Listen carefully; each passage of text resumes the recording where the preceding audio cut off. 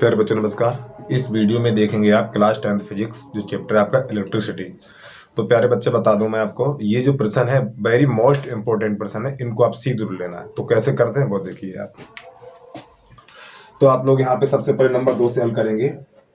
तो यहाँ पे जो परिपथ देख रहे हो, ठीक है, निम्न परिपथ में ज्ञात कीजिए। नंबर 1 है तुल्य प्रतिरोध, इसका निकालना है। नंबर 2 परिपथ की धारा निकालनी है। और नंबर 3 है ए व बी बिंदुओं के बीच विभवांतर। तो ये प्रश्न किस प्रकार करेंगे वो आपको देखना है। तो सबसे पहले क्या करेंगे, ये दो और ये दो आप जोड़ेंगे श्रेणी क्रम में। तो यहाँ पे लिखेंगे आप 2 ओम कामा 2 ओम को श्रेणी क्रम में जोड़ने पर, ठीक, इन दोनों को श्रेणी क्रम में जोड़ेंगे। तो श्रेणी क्रम आपका होता है R डैश बराबर 2 + 2। तो R डैश बराबर हो जाएगा आपका 4 ओम, ठीक, इतना। अब क्या करेंगे यहाँ पर, तो प्यारे बच्चों इसका मान हो गया है आपका, इसका मान हो गया 4, ये वाला, ठीक। और ये 4 और ये 4 आपका हो जाएगा समांतर क्रम। तो यहाँ पे लिखेंगे 4 ओम कामा ये वाला 4 और ये 4 ओम को समांतर क्रम में जोड़ने पर, इसको समांतर क्रम में जोड़ेंगे आप। तो समांतर यहाँ पे आर, तो यहाँ पे लिखा जाएगा कुल प्रतिरोध आपका, ठीक, लास्ट में, यानी 1/R बराबर 1/4 और प्लस 1/4।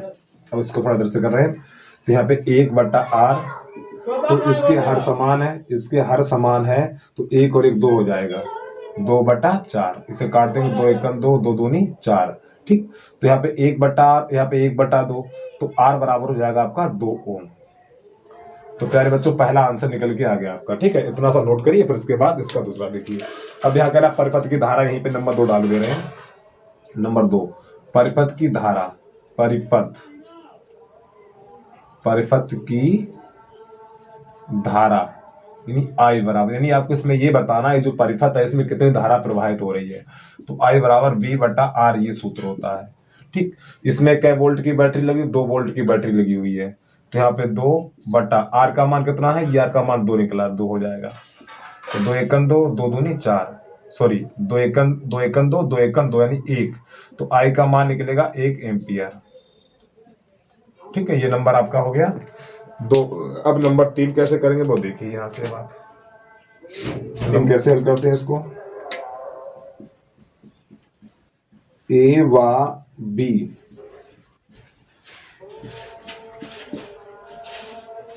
बिंदुओं के बीच विभवांतर। अब थोड़ा यहाँ पे देखो A B के बीच है, तो यहाँ पे B A B ऐसे करके आपको लिख देना। तो यहाँ पे क्या करेंगे वो देखना समझना। पहले सूत्र होता है I × R।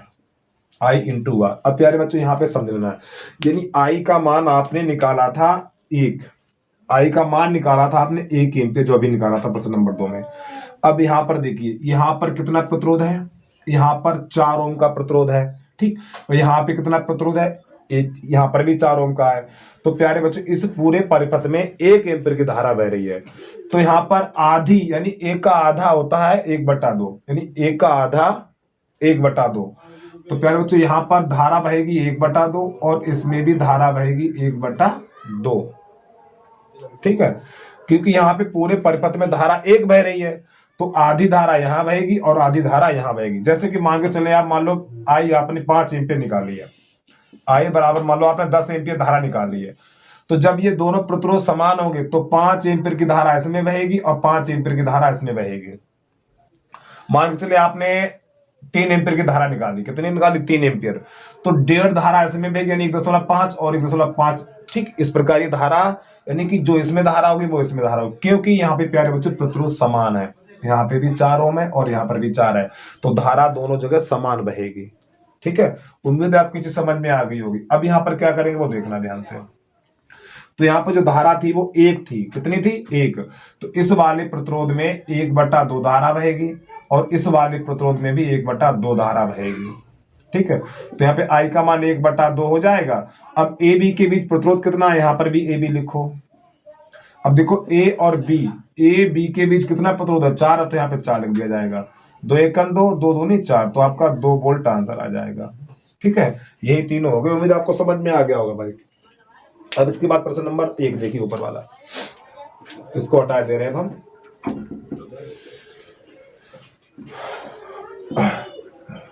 इसको कैसे करते वो ध्यान समझना।